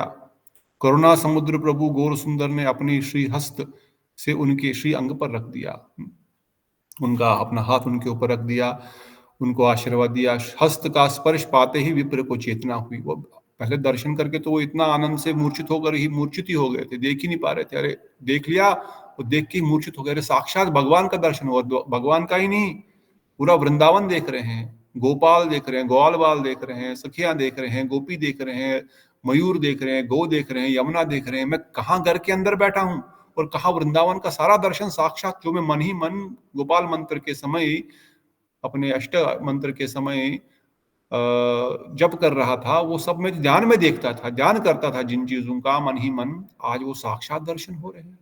ये देख करके वो मूर्छित हो गए थे, पर जो ही मूर्छित हो गए, भगवान ने अपने हस्त से उनको स्पर्श किया और उनको चेतना वापस आई, किंतु आनंद से वह जड़वत होकर मुख से कुछ न बोल सके। विप्र बार बार भूमि पर मूर्छित होकर गिर पड़े। वो खड़े हो रहे हैं, प्रणाम कर रहे हैं, कुछ बोल नहीं पा रहे, उनका दर्शन पा करके, लीला देख करके फिर से मूर्छित हो रहे हैं। भगवान फिर से हस्त स्पर्श कर रहे हैं, फिर से खड़े हो रहे हैं, फिर से मूर्छित हो रहे हैं। तो बार बार मूर्छित होने का क्या मतलब है? एक बार मूर्छा हो गया तो बार बार जब मूर्छा से बाहर निकलेगा तभी तो दोबारा मूर्छित होगा। तो पुनः पुनः मूर्छित होने का अर्थ यही कि बार बार दर्शन कर रहे हैं और उन दर्शन को हृदय में इतनी आनंद की अनुभूति हो रही है कि उस हृदय उस आनंद को स्वीकार समा नहीं पा रहा है। पुनः उठते महाआनंद में फिर विभोर होकर के गिर पड़ते। उनका शरीर कंप स्वेद पुल्क के कारण स्थिर नहीं था। नेत्र से अश्रुओं से ऐसी धारा बह रही थी जैसे गंगा नदी बह रही हो। महाकोतूहल महानंद बा विचित्र वशिष्ठा। कुछ ही देर में विप्र ने प्रभु के चरण पकड़ लिए और उच्च स्वर से रोने लग गए। अब धीरे धीरे जब दिव्य चेतना हो गई, सभी इंद्रियां दिव्य हो गई ठाकुर जी के स्पर्श से, दर्शन से, धीरे धीरे धीरे जैसे वो लोहा गर्म होकर के अभी आग बन गया, अब ये भी पूर्ण रूप से शुद्ध हो गए। अब ठाकुर जी के चरण पकड़ लिए और चरण जो ही पकड़े अब जोर जोर से रोने लगे। पहले तो रो भी नहीं पा रहा था। जब कभी दुख इतना अधिक होता था आदमी रोना भी नहीं निकलता उस समय। दुख का अनुभव तो हम सबको होता है इन चीजों के, संसार दुखालय है ना। ये दुखालय होने के कारण दुख के सारे अनुभव हमारे पास है, मगर सुख का ऐसा अनुभव हमारे पास नहीं, क्योंकि सुखालय नहीं है। मे भी स्वर्ग में ऐसा होता होगा, हो सकता है, परंतु अब इनका दिव्य चेतना के कारण पूरा शरीर पूरा दिव्य हो गया। अब रो रहे हैं जोर जोर से उस आनंद में। गुरु सुंदर ने विप्र के इस प्रकार अर्थ देखकर हंसते हुए विप्र को उत्तर दिया। प्रभु ने कहा, सुनो हे विप्रवर, तुम मेरे अनेक जन्मों के किंकर हो।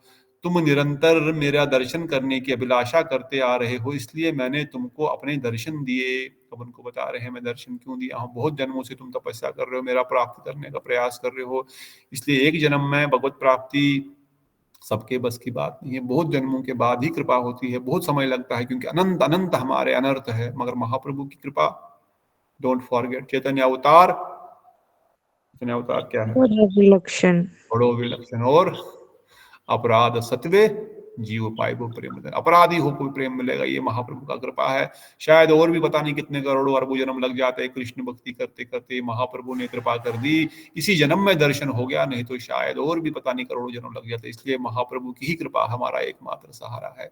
इसलिए पहले जन्म में मेरे अर्थात द्वापर युग में इस प्रकार के श्री नंद ग्रह में मैंने तुम्हें दर्शन दिए थे। द्वापर युग में नंद ग्रह में दर्शन दिए थे महाप्रभु भगवान बता रहे हैं। द्वापर युग में जब मैं गोकुल से श्री नंद भवन में अवतीर्ण हुआ था, तब भी तुम जन्म में आनंद से तीर्थ भ्रमण करते थे। तब भी तुम घूमते रहते थे आनंद से, यहाँ वहां तीर्थ भ्रमण करते थे। कब? जब द्वापर युग में श्री कृष्ण का जन्म हुआ। देव योग से तुम नंद के घर आकर अतिथि हुए, वहां भी इसी प्रकार तुमने मुझको आनंद निवेदन किया। उस समय इसी प्रकार कौतुक करते तुम्हारा अन्न मैंने खाया था और यही रूप दिखलाया था। तीर्थ कर, तीर्थ पर्यटन, तीर्थ भ्रमण, इस प्रकार से तुम मेरे जन्म जन्म के दास हो। बिना मेरे दास के अन्य कोई भी इस स्वरूप का दर्शन नहीं कर सकता। भगवान का दास के वक्त कोई दर्शन नहीं कर पाता है, भगवान का दास बनने से ही ये संभव हो पाता है। तुम्हारे समक्ष जो ऊपर वाला तात्पर्य पढ़ ले, उसमें शायद विष्णु दर्शन का भी कुछ था। बता पढ़। अच्छा, कृष्णदास शुद्ध जीव नित्य है, वह प्रेम रूपी सुरमा डालकर भक्ति विलोचन द्वारा सेवा प्राप्त होकर कृष्ण का दर्शन करने में समर्थ है। भोगमय इंद्रिय ज्ञान से स्थूल सूक्ष्म दोनों वृत्तियों से के सहयोग से बद्धजीव अदोक्ष कृष्ण के दर्शन में समर्थ नहीं होते हैं। आत्मवृत्ति कृष्ण की सेवा के अनुमुख होने से ही वैष्णव का विष्णु दर्शन संभव है। नित्यदास प्रवृत्ति के अभाव से जीव कभी भी स्थूल या सूक्ष्म दोनों वृत्तियों को छोड़ने में समर्थ नहीं होता। इसलिए उस समय बुद्धि योग के कारण बद्ध जीव के सिर्फ कृष्ण वस्तु का दर्शन का अभाव हो जाता है। कृष्ण के दर्शन का आदाब क्यों होता है? बुद्धि योग के द्वारा। तब हम बुद्धि लगाते हैं, भोग बुद्धि के कारण हमको कृष्ण का दर्शन नहीं होता है। उसका कारण मैं बताऊंगा ऑलरेडी, इसमें कोई नहीं आएगा, वो it is just some logic. आगे कह रहे तुम्हारे समक्ष जो गोप्य कथा मैंने प्रकाश की है, इसको तुमने किसी के पास व्यक्त मत करना। अब किसको बताना नहीं मैंने तुमने क्या दर्शन किया, तुमने क्या यहाँ पर देखा, क्योंकि मेरा इस अवतार का प्रकट रहते रहते तुम इसके बारे में किसी को मत कहना, अन्यथा मैं तुम्हारा संहार कर दूंगा, मार ही दूंगा अगर तुमने किसी को बताया। हाँ, क्योंकि महाप्रभु का ये अवतार छन्न अवतार है, हिडन अवतार है, सबके लिए नहीं है। मेरे जाने के बाद प्रकाश होगा, मेरे होते हुए नहीं बताना किसी को।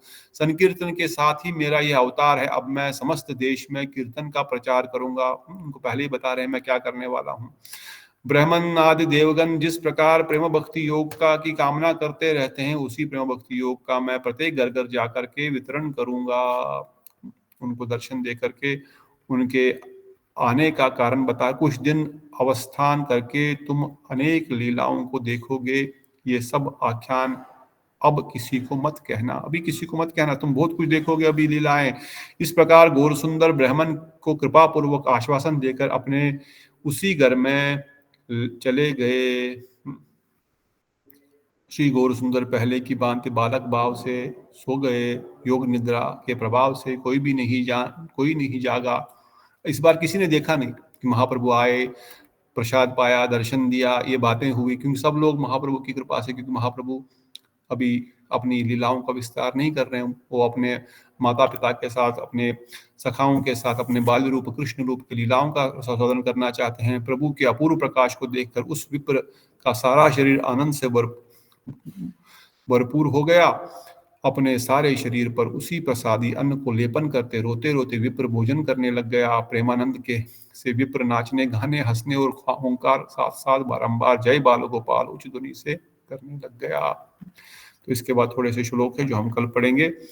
आज यहाँ पर विराम देते हैं। फाइनली आज का इस अध्याय का कथा इसी ब्राह्मण का है, और यहाँ पर ये कथा जो है वो पूर्ण होती है कि किस प्रकार से इस विप्र ने महाप्रभु की अत्यंत कृपा को प्राप्त किया, जो जन्म जन्मांतर से उनके ही भक्त है। और विस्तार से हमने कई बार सुनी पहले भी, पर आज हमने विस्तार से इस लीला को सुना और महाप्रभु की कृपा प्राप्ति की। और इस लीला का जो आशीर्वाद वचन भी है वृंदावन दास ठाकुर जी के मुख से हम कल सुनेंगे। जगन्नाथ मिश्र को पता चला कुछ क्या ये लीला? जगन्नाथ मिश्र को नहीं पता चलेगा, क्योंकि पता चलेगा तो फिर वो भगवान समझ करके कैसे उनको डांटेंगे, फटकारेंगे, प्यार करेंगे। उन्होंने छुपा करके ही रखा है, किसी को बोलना नहीं। और वो देखते रहते हैं, कई बार वो साक्षात भी देख लेते हैं, परंतु फिर वो भूल जाते हैं। जिस पर यशोदा मैया भूल जाती है, नंद बाबा भूल जाते थे, अभी तो और भी महाप्रभु। उस वक्त जो ये लीला चल रही, उन्होंने कुछ नहीं देखा, किसी ने नहीं देखा, सब योग निद्रा में सो गए। अब उनको लग रहा है कि भाई ये भी बालक भी सो गया लगता है। और ये जो मिश्री जो वैष्णव है, ये वो प्रसाद पाकर के पूरे शरीर पे अंग दा करके चले गए। तो अभी हम कल सुनेंगे इसका लास्ट पार्ट, और फिर हम आगे सुनेंगे किस प्रकार से महाप्रभु अभी ब्राह्मणों के साथ, बड़े बड़े जो पंडित है, बच्चे हैं, उनके साथ कृष्ण की तरह खेल कूद कर रहे हैं। कभी किसी की टांग पानी में खींच रहे हैं, कभी किसी के मुंह से पानी फेंक रहे हैं। इस प्रकार की कृष्ण जैसी लीलाएं वो कर रहे हैं। वो आकर के जगन्नाथ मिश्र को कंप्लेंट कर रहे हैं। यशोदा मैया, वो कृष्ण लीला में तो बहुत कंप्लेंट यशोदा मैया को जाती थी। नंद बाबा बोलते मुझे कोई कंप्लेंट नहीं करता। तब महाप्रभु भगवान ने कहा अगले जन्म में मैं आपको कंप्लेंट वाली लीलाएं करूंगा। इसलिए वो सुंदर सुंदर लीलाएं हम कल सुनेंगे और महाप्रभु की इस हेतु कृपा को प्राप्त करेंगे। और कोई प्रश्न बिफोर वी कंक्लूड? प्रभु जी, वो बाल लीला का यानी बाल गोपाल का वो विप्रत करता था, तो यानी वृंदावन के ही जो गोपाल बाल ब्रजेंद्र नंदन है, उन्हीं के वो कर रहा था, आराध्या थे उनके। फिर उन्होंने ऐश्वर्य लीला क्यों दिखाई, यानी नारायण के क्यों वो शंख चक्र वगैरह चतुर्भुज दिखाया? वही तो मैंने बोला कि उसको आप इसको मैं कल बताऊंगा, नहीं तो कल आप ढूंढ के लाना इस प्रश्न का उत्तर, तभी तो मैं पूछा था वो। ठीक है। सरल ही है, कुछ ऐसा टफ नहीं है, बट हाँ थोड़ा सा विचार। में ये लिखा था कि मतलब उन्होंने जिस भाव से पूजा था उस भाव से दर्शन करा, मतलब वो नारायण के रूप में भी पूजते थे। और आपने कहा था कि जिस भाव से मतलब पूजता है, जैसे दो दो भावों में पूजता है, वो दो दो रूप में वहां पर स्थान पर जाकर दर्शन भी कर सकता है। यानी शायद वो बाल गोपाल का भी कर रहे थे और नारायण का भी कर रहे थे, यानी दोनों का ही वो विप्र कर रहा था अपना। इसीलिए ऐश्वर्य भक्ति में यही प्रॉब्लम है, यही तो प्रभुपाद जी तात्पर्य में भी बता रहे हैं। जो वैदिक भक्ति करते हैं, ऐश्वर्य भक्ति का समय हो गया ना, यहाँ पे गेट बंद होना, कल करें इस पे विचार। हाँ जी, हाँ जी, ठीक है। इसलिए 9:15 तो टाइम नहीं, 9 ही टाइम है, 15 मिनट एक्स्ट्रा मैं ले लेता हूँ खींच के। हाँ जी, तो इसलिए आज विराम देंगे, परंतु प्रश्न बड़ा सुंदर है और बड़ा विचारणीय प्रश्न है। सब विचार करेंगे इसके ऊपर। सरल आंसर तो सरल ही है, परंतु विचार अवश्य करना, क्योंकि विचार करे चित्ते पावे चमक। तो पूछ लीजिएगा। आज हम यहाँ पर विराम देंगे। सुमन प्रभु है क्या? चले गए। आज परम पूज्य भक्ति वेदांत श्रीला परवजक महाराज का भी व्यास पूजा है। उनके चरणों में हम कोटि कोटि प्रणाम करते हैं। हमारे श्री गौड़ीय वेदांत समिति ट्रस्ट और प्योर भक्ति ट्रस्ट में वो सबसे सीनियर परम पूज्य भक्तिवेदांत पवन महाराज जी के शिष्यों में से हैं। वृंदावन अपना मायापुर में उनका निवास स्थान है और कई सारे हमारे सीनियर सन्यासी जो आज मठ में हैं, जो कि गुरु भी है और सीनियर पोस्ट्स पे भी है, परम पूज्य बोधायन महाराज जी या परम पूज्य पद्मनाभ महाराज जी और भी बाकी बहुत सारे सन्यासीगण परम पूज्य परवजक महाराज जी से ही सन्यास लेते हैं। इसलिए सबसे सीनियर वैष्णव में आज हमारे गौड़िया मठ में वो एक परम श्रेष्ठ वैष्णव, उत्तम वैष्णव और सीनियर वैष्णव के रूप में उनके चरणों में हम प्रणाम करते हैं। हम सब पर कृपा करें। और मायापुर में है, अब उम्र भी हो गई है, पर वृंदावन भी आते हैं, दर्शन देते हैं। बड़े ही सरल वैष्णव, बड़े ही सीधे वैष्णव, ऐसा जैसे हम डिस्कस करते हैं, कोई फेसबुक प्रेजेंस, कोई यूट्यूब प्रेजेंस ऐसे वैष्णव की नहीं मिलेगी, परंतु सच्चे निष्किंचन वैष्णव और परम दयालु वैष्णव। आज उनका शुभ आविर्भाव तिथि है। क्या है लगा सुमन प्रभु था पहले, अभी चला गया, कुछ उनका पुष्पांजलि करता तो अच्छा था, पर अभी नहीं है। तो हम सब की ओर से उनके चरणों में पुष्पांजलि। ऐसे वैष्णव हम पर कृपा करें और हमें अपने चरणों के आश्रय ग्रहण करें और गुरु वैष्णव की सेवा करने का सौभाग्य ग्रहण प्रदान करें। इन्हीं वचनों के साथ बोलो परम पूज्य श्री भक्तिवेदांत परिवजक महाराज की जय, ये भक्त वृंद की जय। बोलो श्री राधा गोपीनाथ मदन मोहन ललिता विशाखा जू की जय, कोटि वैष्णव वृंद की जय, सचिनंदन गौर हरि की जय, परम दयाल गौर नित्यानंद प्रभु की जय, अद्वैत ठाकुर की जय, मायापुर नवदीप धाम की जय, राधा गोविंदनाथ मदन मोहन ललिता विशाखा जू की जय, गिरिराज गोवर्धन की जय, राधा कुंड श्याम कुंड की जय, वृंदावन धाम की जय, गुरु महाराज की जय, गुरु की जय, रसिकाचार्य युगाचार्य महाराज गुरुदेव की जय, नित्याई गौर प्रेमानंदे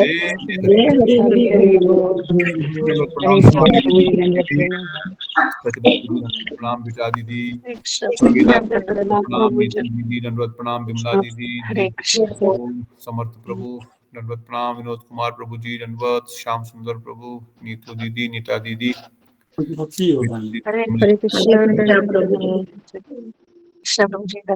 अपने चरणों दंडवत प्रणाम, गौर हरि हरि हरि बोल, जय धन्यवाद प्रतिभा दीदी, जय जय श्री राधे श्याम, श्री वृंदावन धाम की